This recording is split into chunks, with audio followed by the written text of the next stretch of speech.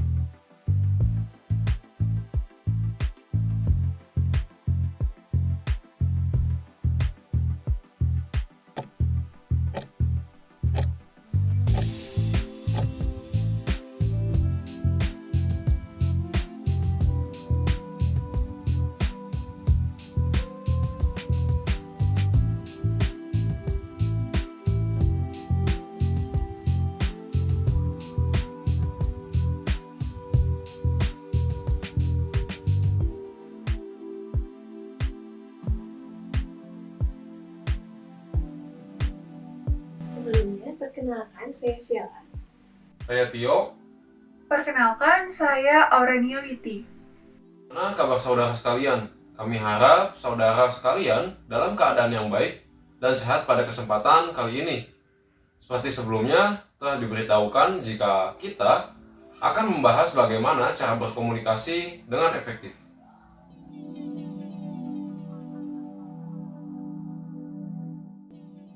Baik, kita sekarang telah sampai pada pemaparan modul 1. Di sini, saya akan menjelaskan mengenai kendala apa saja yang saat ini terjadi pada PTX. Seperti yang dapat kita lihat pada bagian pertama, yaitu permasalahan komunikasi antar divisi. Contohnya adalah ketika terdapat perbedaan persepsi antara divisi marketing dengan divisi yang lainnya yang ada di pabrik. Perbedaan lokasi dan perbedaan cara kerja divisi marketing menyebabkan banyaknya permasalahan komunikasi di antara mereka. Dalam divisi penjualan yang menangani seluruh penjualan produksi dan pengiriman produk kepada customer PTX, terdapat kesalahan informasi antara divisi penjualan dengan divisi marketing. Divisi penjualan paling sering berhubungan dengan 3 divisi utama, yaitu divisi marketing, divisi PPIC, dan divisi gudang. Divisi penjualan menerima sales order customer yang telah dibuat oleh divisi marketing. Inisial E, yang merupakan penerima data sales order customer, mengungkapkan bahwa komunikasi dari divisi marketing kepada divisi penjualan yang berbeda lokasinya terkadang mengalami kesalahan pada saat menyampaikan informasi. Selanjutnya, divisi PPIC yang mengatur seluruh perencanaan produksi di PTX. Menurut inisial A, yang menjadi supervisor dari divisi tersebut, mengatakan terdapat penempatan karyawan yang tidak sesuai sehingga menghambat kinerja divisi-divisi lain yang berhubungan dengan divisi PPIC. Pada contoh terakhir, terdapat divisi Accounting and Finance bertanggung jawab untuk mengatur aliran keuangan PTX yang mencakup pengecekan penjualan, barang yang masuk, dan melakukan kontrol terhadap cash flow perusahaan. Divisi ini paling banyak berhubungan dengan divisi penjualan, purchasing, dan gudang. Dengan divisi penjualan, divisi accounting and finance akan melakukan pengecekan uang yang diterima dari pembelian barang oleh customer. Sementara itu, dalam pembelian segala macam kebutuhan produksi seperti bahan baku dan spare part mesin bagi divisi maintenance, divisi purchasing akan mendapat dana dari divisi accounting and finance. Kendala yang sering dialami oleh divisi accounting and finance yaitu divisi purchasing sering meminta dana secara mendadak. Dengan demikian, maka dapat disimpulkan bahwa terdapat beberapa divisi yang mengalami kendala dalam PTX ini, seperti meminta dana secara mendadak, penempatan karyawan yang tidak sesuai, dan masih banyak lagi. Pada pembahasan selanjutnya, kita akan mempelajari bagaimana cara berkomunikasi yang baik agar kendala tersebut tidak terjadi lagi.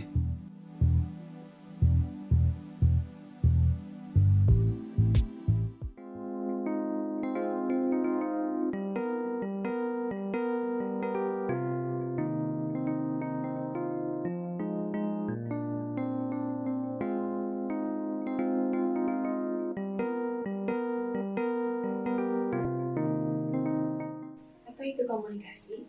Komunikasi dapat didefinisikan sebagai proses penyampaian informasi dan pemahaman bersama dari satu orang ke orang lainnya. Komunikasi terjadi jika informasi dan pemahaman telah disampaikan antara pengirim atau sender dan penerima atau receiver yang dituju. Dalam hal ini, penerima mungkin mendengar kirim tapi masih tidak mengerti apa yang disampaikan atau isi pesan dari pengirim tersebut. Pemahaman bersifat pribadi, sehingga orang yang berbeda dapat menafsirkan suatu pesan secara berbeda pula. Jika gagasan yang diterima tidak sesuai dengan apa yang dikirimkan atau apa yang dimaksudkan, maka dapat dikatakan bahwa komunikasi belum terjadi. Dengan kata lain, pengirim hanya menyampaikan saja, baik itu secara berbicara ataupun menulis.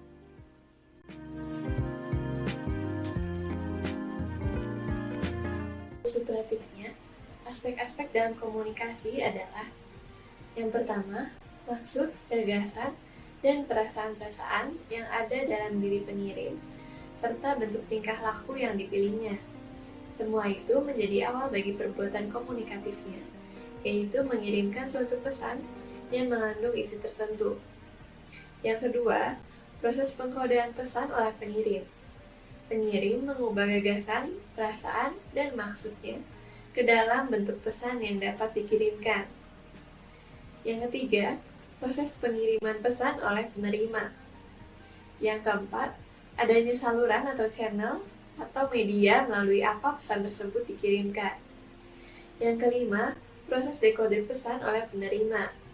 Penerima menginterpretasikan atau menafsirkan makna pesan tertentu. Kemudian, tanggapan batin oleh penerima terhadap hasil interpretasinya tentang makna pesan yang ditangkap. Kemudian terakhir, kemungkinan adanya hambatan atau noise tertentu.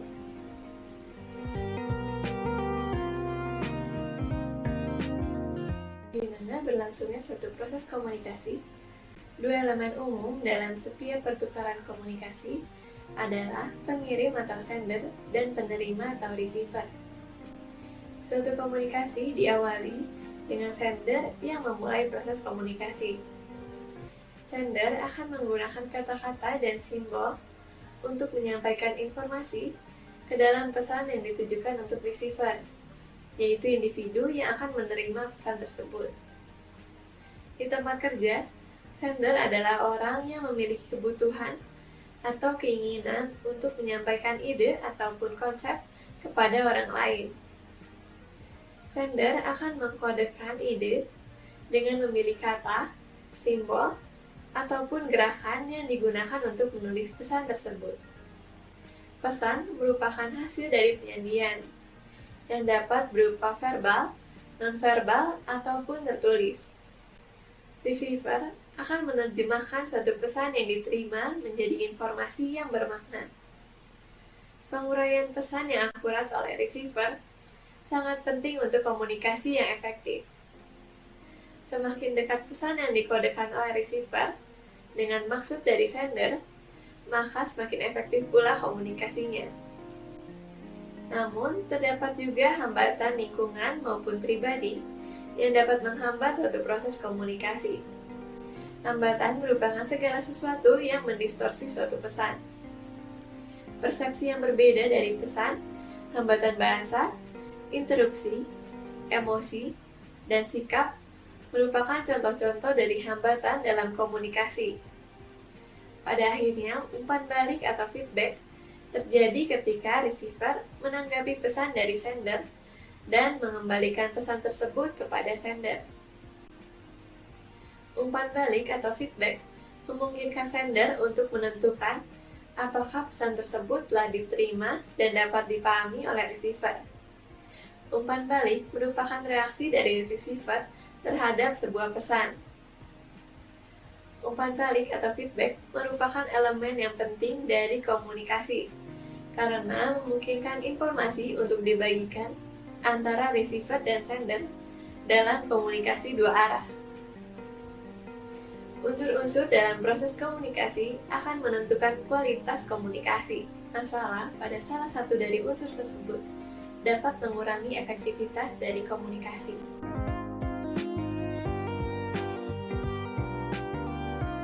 Sebuah pesan dikirim melalui media atau channel tertentu sebagai pembawa atau perantara suatu komunikasi. Pemilihan media atau channel tertentu untuk mentransmisikan suatu pesan bisa menjadi kritis karena banyaknya pilihan media atau channel yang tersedia. Media atau channel dapat berupa verbal, non-verbal, tertulis, dengan bantuan komputer maupun elektronik. Untuk media tertulis, seorang anggota perusahaan dapat memilih mulai dari memo, surat, laporan, buku pegangan, buletin, dan sejenisnya. Untuk media verbal, dapat meliputi percakapan tatap muka, melalui telepon, pesan rekaman video maupun suara, dan sebagainya. Gerakan nonverbal dapat mencakup ekspresi wajah, posisi tubuh, dan bahkan pakaian juga dapat mengirimkan suatu pesan tertentu. Seseorang akan memecahkan kode informasi secara selektif.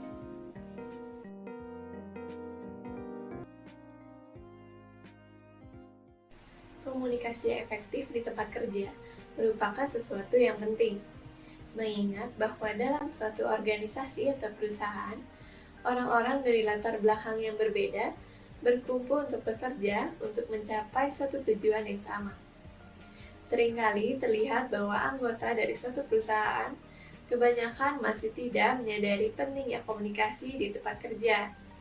Dengan demikian, mereka tidak menyampaikan ide, tujuan organisasi, visi, dan lainnya dengan sangat jelas. Ketika individu dalam suatu perusahaan atau organisasi tidak dapat menciptakan lingkungan yang mendorong komunikasi yang terbuka dan jelas, hal itu dapat berdampak negatif pada budaya kerja dan produktivitas karyawan.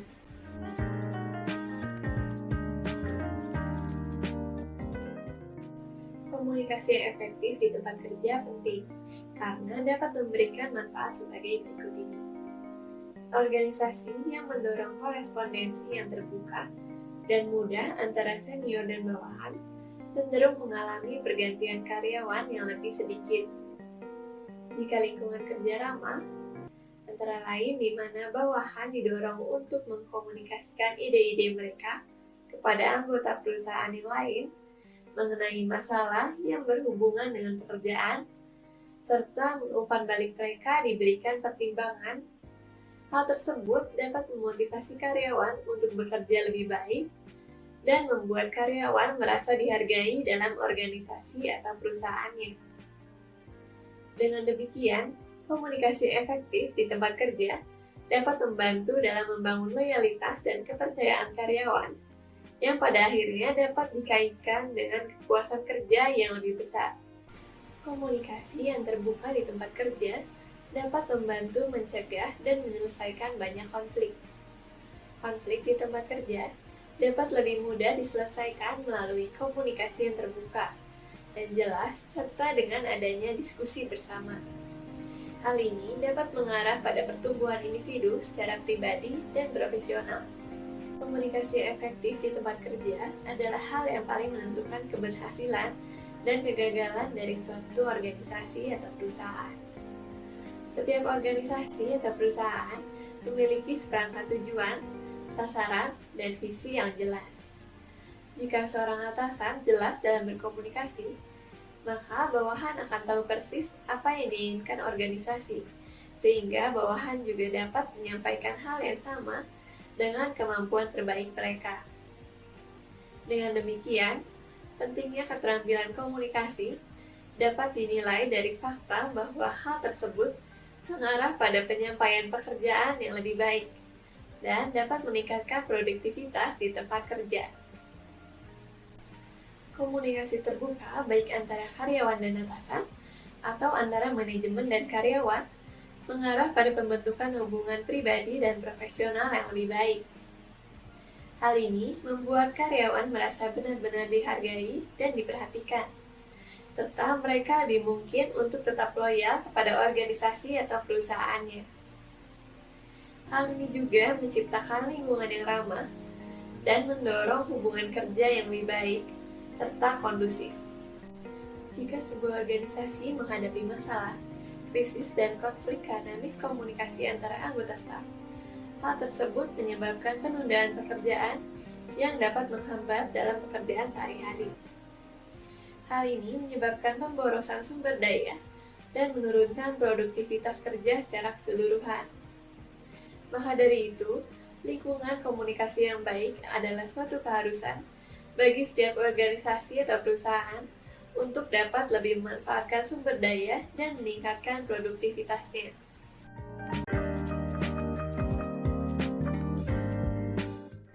Nah, selanjutnya, barriers to effective communication. Jika ada hambatan dalam unsur-unsur komunikasi, maka tentunya akan terdampak dalam komunikasi itu sendiri. Nah, terdapat beberapa hambatan, yaitu ada environmental barriers dan personal barriers. Dalam environmental barriers, hambatan lingkungan merupakan karakteristik organisasi dan pengaturan lingkungan. Adanya tuntutan ganda menyebabkan pesan salah diterjemahkan. Maksudnya, ketika kita mendengar seseorang berbicara, kita tidak hanya mendengar, tapi kita juga harus memusatkan perhatian pada mereka. Mendengarkan merupakan proses yang mengintegrasikan input fisik, emosional, dan intelektual ke dalam pencarian makna dan pemahaman. Mendengarkan akan menjadi efektif apabila receiver memahami pesan yang dikirim oleh sender. Jadi, tanpa melibatkan mendengar yang aktif, receiver tidak akan dapat memahami pesan apa yang dimaksud atau dikirimkan oleh sender. Hambatan selanjutnya dalam lingkungan adalah waktu. Kurangnya waktu akan mencegah sender untuk memikirkan dengan hati-hati dan secara menyeluruh menyusun pesan yang sesuai. Dan adanya kekurangan waktu ini dapat membatasi kemampuan receiver untuk menguraikan pesan dan menentukan atau memahami apa yang dimaksudkan oleh sender. Selanjutnya, filosofi manajerial. Filosofi manajerial ini dapat menghambat terjadinya komunikasi. Maksudnya adalah manajer yang tidak tertarik untuk menyebarkan komunikasi baik pada atasannya maupun pada bawahannya tentu akan membuat komunikasi yang berjalan tidak efektif.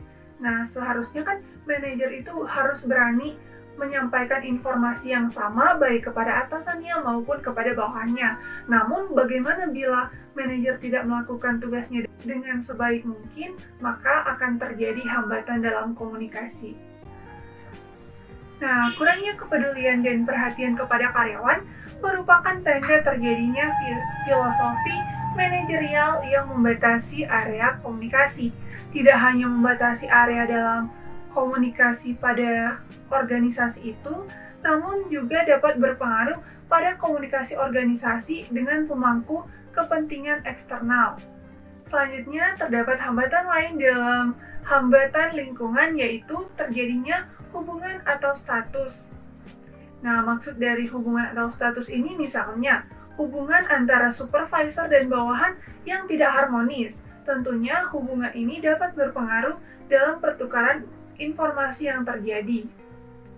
Misalnya, hubungan supervisor dan bawahan yang buruk akan menghambat bawahan untuk melaporkan apabila proyek tidak berjalan sesuai rencana. Ketakutan akan kekuasaan dan status merupakan hambatan yang umum dalam komunikasi. Selanjutnya ada pula hambatan lain, yaitu penggunaan terminologi khusus atau istilah khusus. Komunikasi antara individu-individu yang menggunakan istilah-istilah tertentu dapat menyebabkan komunikasi yang berjalan antara mereka tidak berjalan dengan efektif. Karena orang-orang lain bisa saja memiliki arti-arti atau persepsi yang berbeda dari kata-kata yang sama yang diucapkan oleh sender. Dengan demikian, kesalahpahaman dapat terjadi karena adanya ketidaktahuan atau penyalahartian dari komunikasi atau dari kata yang tidak dikenal istilahnya tersebut. Dengan demikian, akan terjadi kesalahpahaman yang diakibatkan oleh karena istilah kata yang tidak dikenal artinya tersebut. Nah, sistem organisasi yang kompleks saat ini sangat terspesialisasi. Organisasi mungkin saja memiliki staf atau pakar teknis yang mengembangkan dan menggunakan terminologi khusus yang hanya dimengerti oleh pakar teknis dan staf tersebut. Nah, jika orang lain tidak memahami kata-kata tersebut, mereka bisa saja memiliki persepsi yang salah mengenai kata-kata yang diucapkan oleh pakar teknis dan staf tersebut.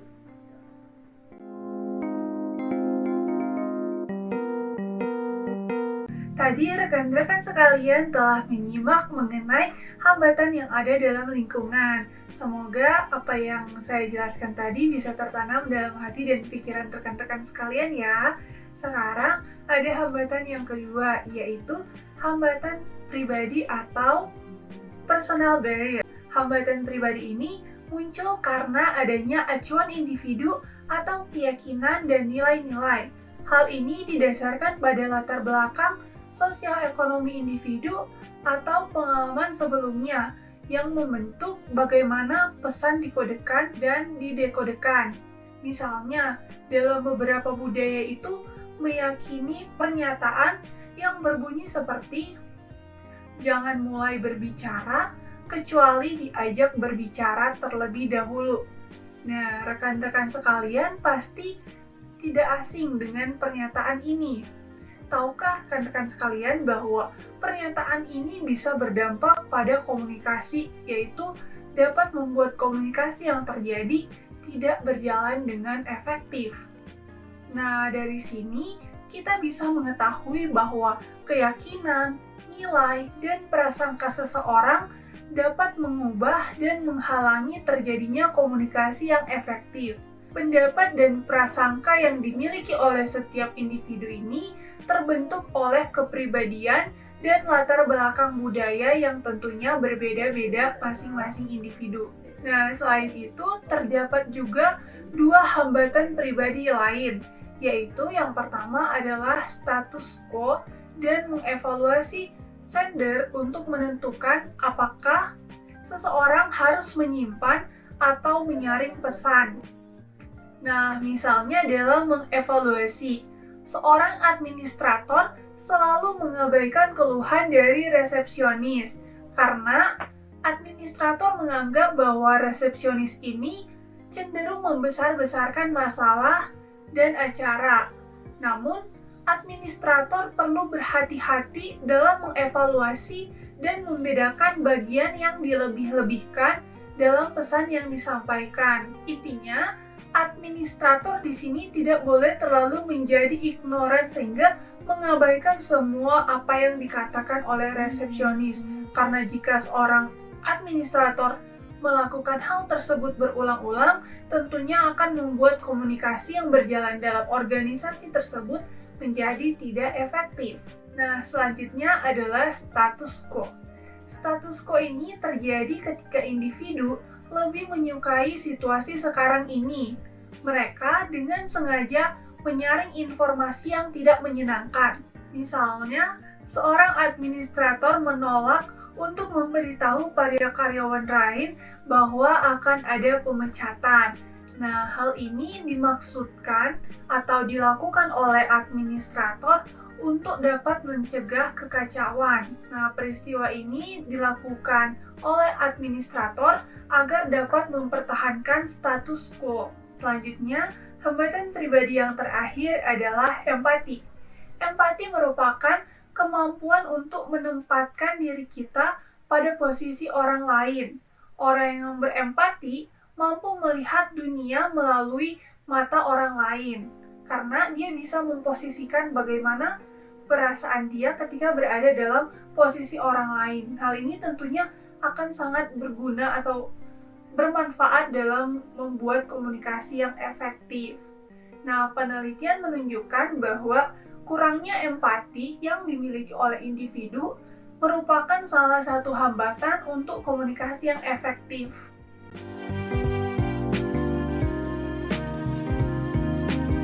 Selanjutnya, ada bagian overcoming communication barriers atau mengatasi hambatan-hambatan dalam komunikasi. Nah, untuk mengatasi hambatan-hambatan dalam komunikasi ini, hal yang utama dan terutama yang perlu dilakukan adalah dengan menyadari bahwa terdapat hambatan-hambatan, yaitu berupa hambatan lingkungan ataupun hambatan pribadi yang dapat membatasi terjadinya komunikasi yang efektif. Seperti pada awal video ini, saudara sebagai karyawan dari PTX di Jawa Timur telah diberikan penjelasan bahwa dalam divisi-divisi tertentu mengalami kendala komunikasi, yaitu terjadinya komunikasi horizontal yang tidak efektif. Ketika saudara telah menyadari bahwa terdapat komunikasi yang tidak efektif dalam lingkungan kerja organisasi saudara, maka saudara dapat mengatasi hambatan yang ada. Nah, untuk mengatasi hambatan-hambatan dalam komunikasi yang tidak efektif, saudara perlu menyikapinya dengan berbagai tindakan positif. Yang pertama adalah baik sender maupun receiver memperhatikan pesan yang disampaikan dan memiliki waktu yang cukup dalam mendengarkan apa yang dikomunikasikan. Maksudnya adalah ketika ada terjadinya suatu komunikasi atau pertukaran pesan, maka baik sender maupun receiver ini tidak hanya mendengarkan tapi juga memusatkan perhatian. Nah, itu tentu membutuhkan usaha yang lebih ekstra dan tentunya membutuhkan juga waktu yang lebih lama. Oleh karenanya, perlu adanya waktu yang cukup dalam berkomunikasi. Oleh karenanya, perlu waktu yang cukup dalam mendengarkan apa yang dikomunikasikan. Yang kedua yaitu adanya filosofi manajemen yang mendorong arus bebas komunikasi yang bersifat efektif.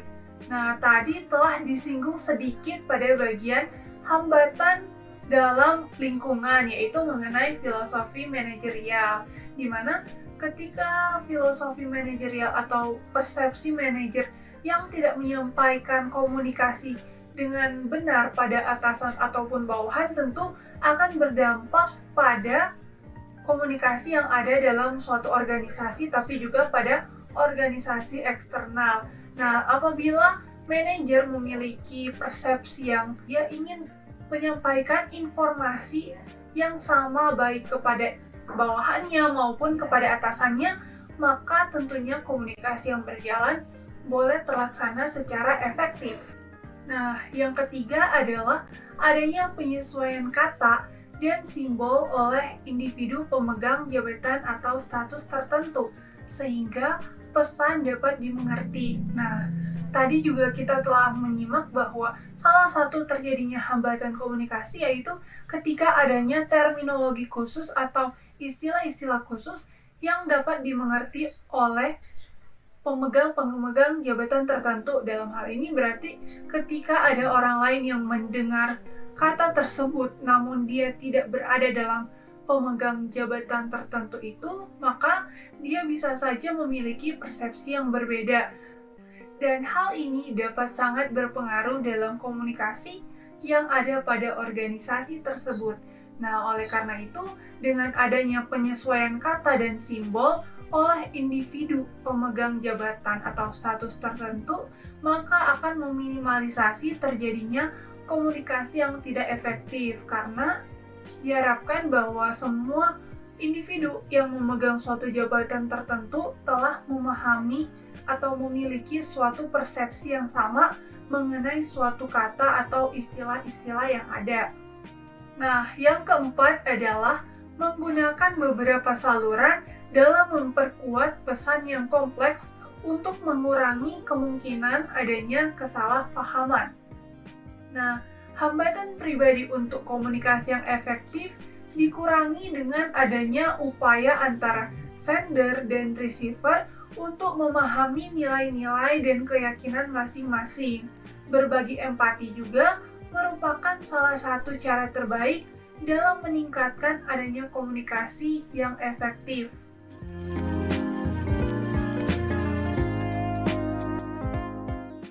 Setelah hambatan lingkungan serta pribadi dibahas, cara untuk meningkatkan komunikasi lainnya pada organisasi atau perusahaan adalah dengan cara proses dua arah yang membutuhkan usaha atau keterampilan baik oleh pengirim ataupun penerima informasi.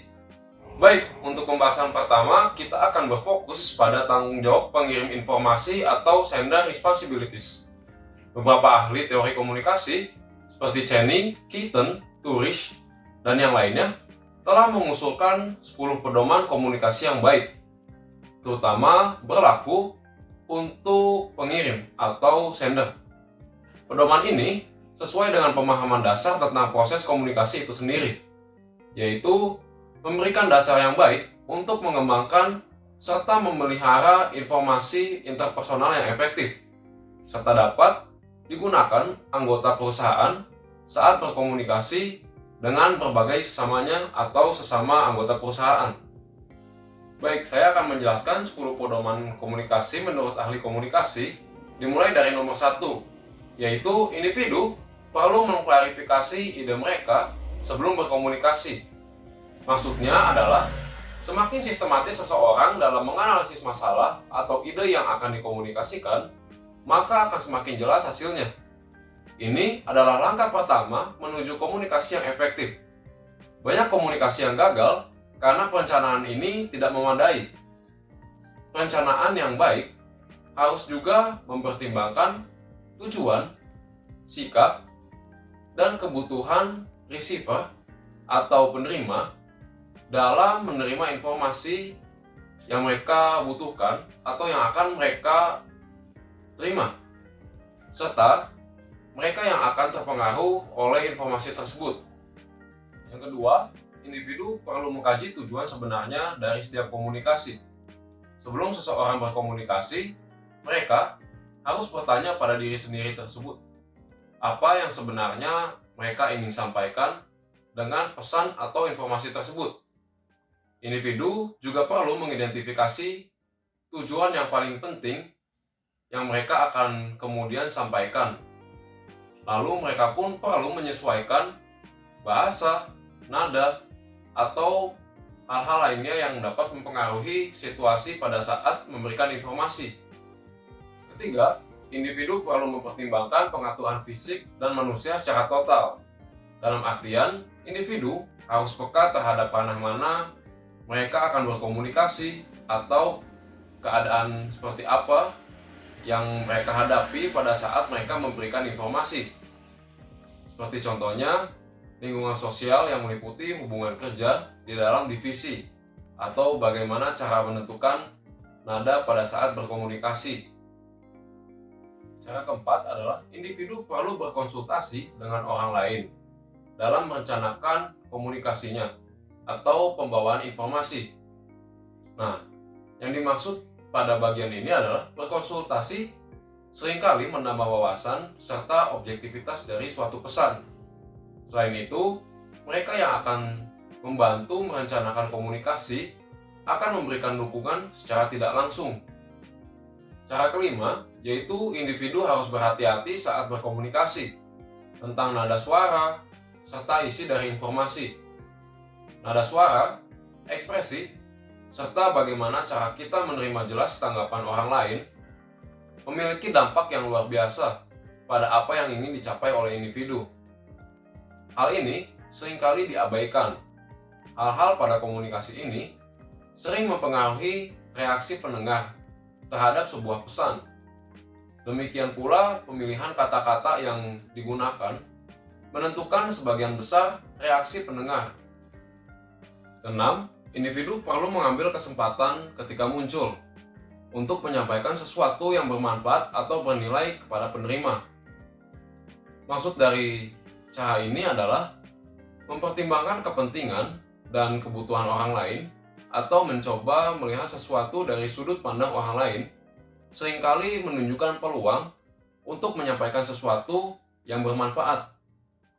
Ketujuh, individu perlu menindaklanjuti komunikasi mereka. Seorang anggota perusahaan dapat menindaklanjuti komunikasi mereka dengan cara mengajukan pertanyaan atau mendorong penerima informasi untuk memberikan komentar tentang informasi yang mereka baru saja sampaikan. Kedelapan, individu perlu berkomunikasi untuk keesokan hari serta hari ini.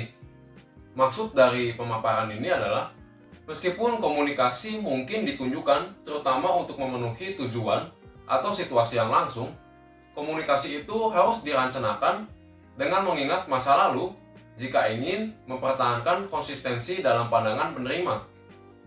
Namun, yang paling penting adalah komunikasi harus konsisten dengan kepentingan atau tujuan yang jangkanya panjang. Kesembilan, individu perlu memastikan bahwa tindakan mereka mendukung komunikasi mereka. Maksudnya adalah, jenis komunikasi yang paling persuasif tidak hanya apa yang dikatakan oleh seseorang, tetapi apa yang mereka lakukan juga berpengaruh pada komunikasi tersebut. Ketika tindakan atau sikap individu bertentangan dengan apa kata-kata mereka, maka orang lain cenderung untuk mengabaikan apa yang mereka katakan. Baik, cara ke-10 atau cara terakhir yaitu individu tidak hanya meminta untuk dipahami, tetapi juga untuk memahami serta menjadi pendengar yang baik.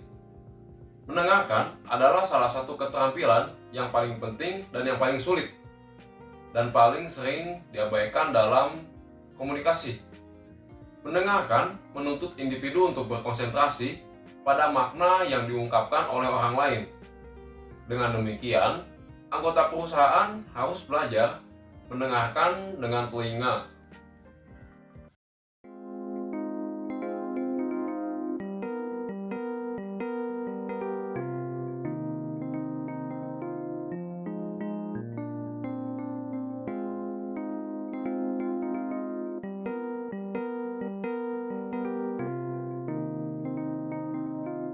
Selanjutnya, ada receiver responsibilities atau tanggung jawab receiver.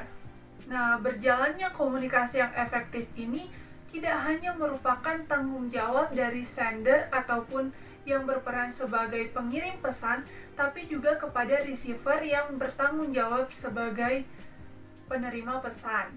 Lunenburg pada tahun 2010 mengatakan bahwa kemampuan mendengarkan yang secara efektif dapat meningkatkan proses komunikasi. Namun, banyak dari kita yang bukan merupakan pendengar yang baik. Tapi, rekan-rekan sekalian tidak perlu khawatir, karena terdapat beberapa cara yang dapat kita lakukan agar dapat menjadi pendengar yang baik. Yaitu yang pertama, berhenti bicara. Hal ini dilakukan agar kita tidak hanya dapat mendengarkan tetapi juga bisa memahami apa yang dikatakan oleh sender. Oleh karenanya, hal pertama yang perlu kita lakukan adalah berhenti bicara. Nah, yang kedua adalah tenangkan pembicara. Nah, dalam hal ini ketika terjadinya suatu proses komunikasi, maka receiver atau yang berperan sebagai penerima pesan dapat membantu sender agar bisa mengungkapkan apa yang ia ungkapkan secara bebas. Nah, hal ini disebut sebagai lingkungan permisif. Yang ketiga adalah tunjukkan pada pembicara bahwa rekan-rekan sekalian ingin mendengarkan. Nah, salah satu cara yang dapat rekan-rekan sekalian lakukan adalah dengan cara melihat dan bertindak tertarik. Tujuan saudara mendengarkan adalah untuk memahami apa yang dikatakan oleh sender dan bukan untuk menentang kalimat yang ia ucapkan. Dalam proses mendengarkan ini membutuhkan dua telinga, satu untuk mendengarkan dan satu lagi untuk memahami. Mungkin contoh sederhana lain yang dapat kita lakukan adalah dengan membuat eye contact atau kontak mata dengan sender. Kontak mata yang dilakukan antara receiver pada sender dapat membuat sender merasa bahwa ia dihargai karena ternyata orang yang diajak berbicara atau orang yang sedang berkomunikasi dengannya saat ini ternyata memperhatikan apa yang sedang ia bicarakan. Yang keempat adalah hilangkan gangguan. Dalam hal ini, rekan-rekan sekalian diharapkan untuk tetap fokus dan memperhatikan apa yang sementara dibicarakan oleh sender. Apabila komunikasi dilakukan secara online, maka rekan-rekan sekalian dapat mencari tempat yang kondusif yang memungkinkan rekan-rekan sekalian dapat memahami dengan baik apa yang dibicarakan oleh sender.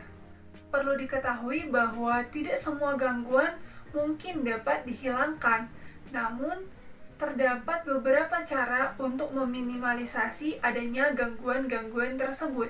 Yang kelima adalah berempati dengan pembicara. Cobalah untuk membantu diri Anda sendiri melihat dari sudut pandang orang lain. Jadi misalnya ketika orang lain sedang membicarakan suatu hal, saudara mungkin tidak hanya melihat dari sudut pandang saudara sendiri saja, namun juga bisa memposisikan bagaimana ketika saudara berada pada kondisi yang sedang dialami oleh pembicara tersebut. Nah, dengan adanya empati ini tentu akan berdampak pada terjadinya komunikasi yang efektif, karena ketika kita tidak memiliki empati dalam berkomunikasi, maka akan berdampak pada terjadinya komunikasi yang tidak efektif. Yang keenam adalah sabar. Maksud dari sabar adalah saudara berusaha untuk mendengarkan tanpa mencela pembicara.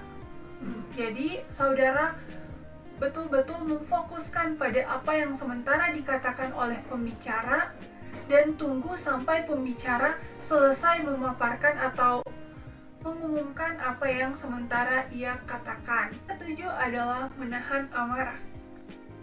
Orang yang marah mengambil arti yang salah dari kata-kata. Artinya, dalam berkomunikasi mungkin memang ada hal-hal yang menggelitik hati rekan-rekan sekalian.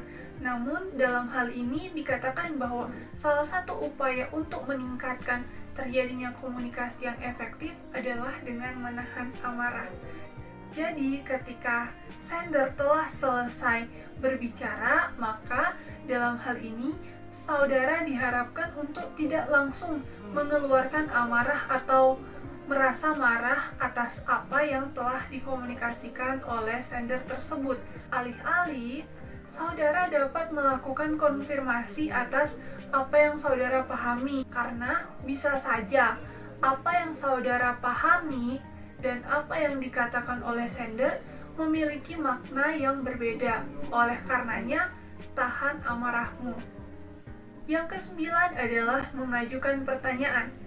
Dengan mengajukan pertanyaan ini dapat membuat sender menyadari bahwa ternyata receiver mendengarkan apa yang ia sampaikan, dan juga dengan cara mengajukan pertanyaan, baik sender maupun receiver akan makin memahami topik pembicaraan yang sedang mereka komunikasikan.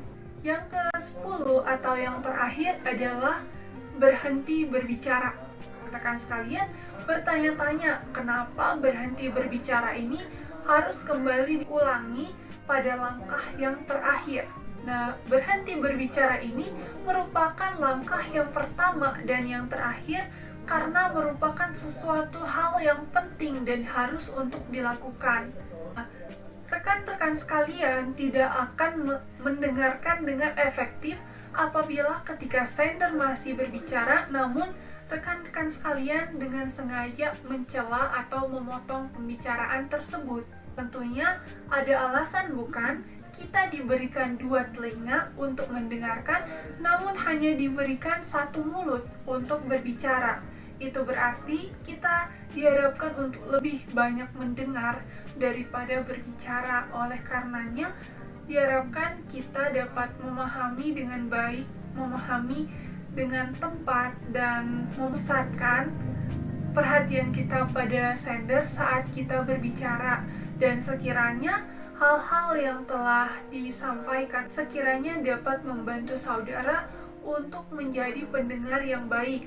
Sekiranya materi-materi yang disampaikan ini akan sangat membantu dalam membangun komunikasi yang efektif dalam hubungan saudara dengan lingkungan.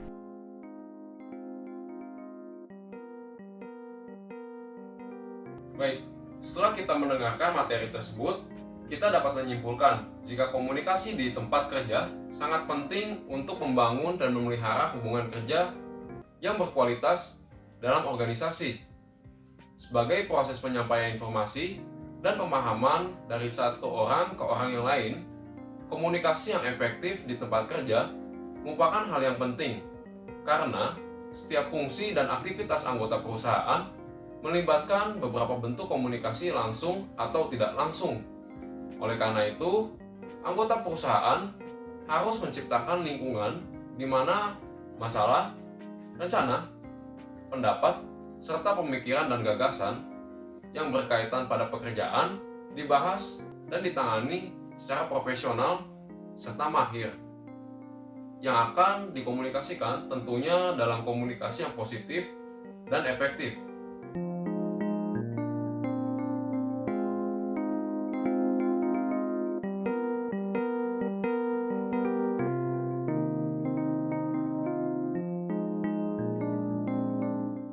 Tadi rekan-rekan sekalian telah mengikuti pemaparan materi dari kelompok kami. Nah, sekarang akan ada sesi berikutnya. Nah, sebelum kita masuk pada sesi berikutnya, akan ada waktu istirahat. Waktu istirahat diberikan selama 5 menit. Terima kasih.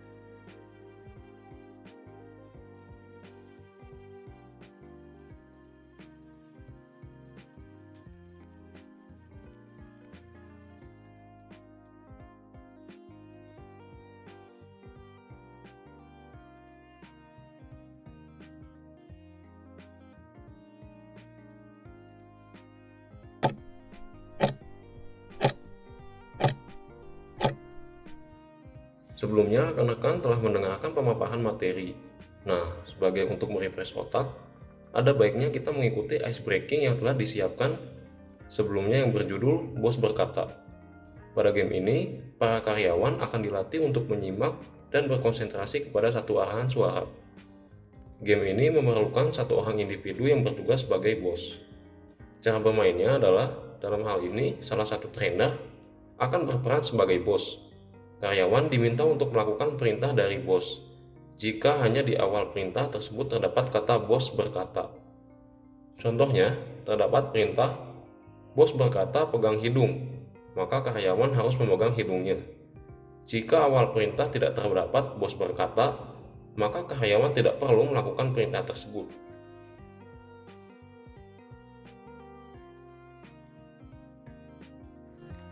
Nah, setelah pemanasan dengan adanya ice breaking tadi, saya harap rekan-rekan sekalian dapat makin semangat dalam mengikuti kegiatan training ini. Sekarang, mari kita mulai. Kami akan memberikan kata untuk digambarkan dengan menggunakan fitur annotate pada saat sesi Zoom nanti. Akan ada 3 soal yang diberikan. Rekan-rekan yang sudah dapat menebak jawabannya dapat langsung menekan tombol raise hand. Akan ada reward untuk 3 orang yang dapat menebak jawabannya di setiap soal dengan cepat dan tepat.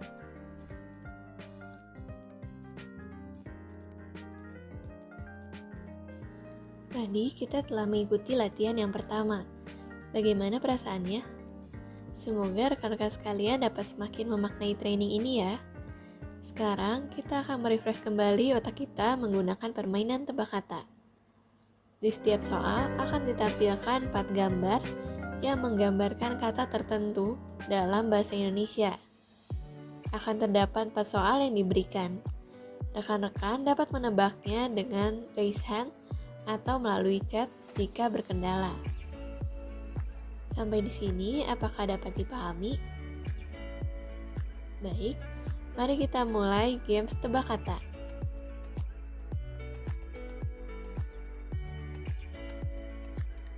Bagaimana rekan-rekan sekalian?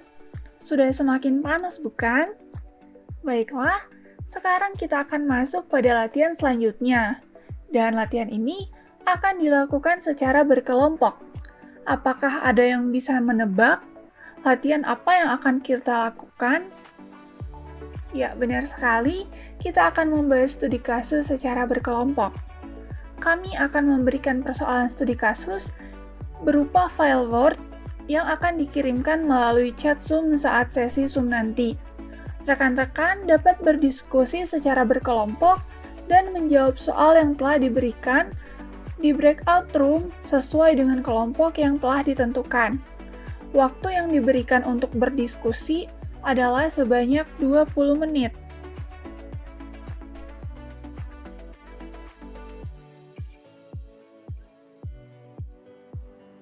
Nah, tidak terasa sekarang kita sudah berada di kegiatan terakhir dari training ini, yaitu evaluasi.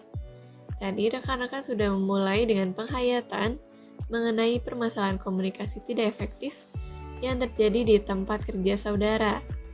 Kemudian, untuk mengatasi masalah tersebut, saudara sekalian telah mendengarkan pemaparan materi, mulai dari pengertian komunikasi hingga bagaimana cara meningkatkan komunikasi yang efektif. Setelah itu, rekan-rekan juga telah berpartisipasi aktif dalam meningkatkan kemampuan komunikasi yang efektif melalui berbagai latihan yang telah dilakukan tadi. Apa saja yang telah rekan-rekan pelajari dari training ini? Rekan-rekan sekalian kini dapat memahami bahwa permasalahan komunikasi yang tidak efektif di tempat kerja dipengaruhi oleh 2 hambatan utama, yaitu hambatan lingkungan dan hambatan personal. Rekan-rekan sekalian juga dapat mengatasi hambatan tersebut dengan belajar untuk mendengarkan pesan yang disampaikan dan jangan terburu-buru untuk mencari-cari jawaban apa yang harus diberikan. Rekan-rekan juga belajar bahwa channel atau media komunikasi dapat sangat mempengaruhi efektivitas dari komunikasi. Beberapa media seperti media tertulis dapat meningkatkan kemungkinan terjadinya kesalahpahaman. Salah satunya dikarenakan kita tidak tahu nada bicara dari sender saat menyampaikan pesan tersebut, sehingga dapat memunculkan persepsi yang berbeda-beda dari receiver. Rekan-rekan juga belajar mengenai pentingnya klarifikasi dan tujuan dalam menyampaikan pesan. Saudara juga perlu melihat situasi sekitar. Apakah sedang berada dalam keadaan yang kondusifkah untuk berkomunikasi? Apakah sedang berada di dalam situasi yang dapat menghambat komunikasi, seperti misalnya sedang berada dalam situasi yang ribut, gelapkah, atau lain sebagainya. Yang terpenting adalah rekan-rekan kini paham bahwa untuk komunikasi yang efektif, tidak hanya perlu untuk dipahami oleh orang lain, melainkan perlu juga untuk memahami orang lain dan menjadi pendengar yang baik. Nah, dengan demikian, setelah saudara berpartisipasi aktif dalam mengikuti rangkaian kegiatan pada training ini, diharapkan kemampuan komunikasi efektif rekan-rekan sekalian kini telah meningkat. Sekiranya training yang telah diikuti bisa tertanam dalam hati dan pikiran saudara, sehingga akan membuat saudara dapat menerapkan ilmu-ilmu dari training ini dalam kehidupan sehari-hari.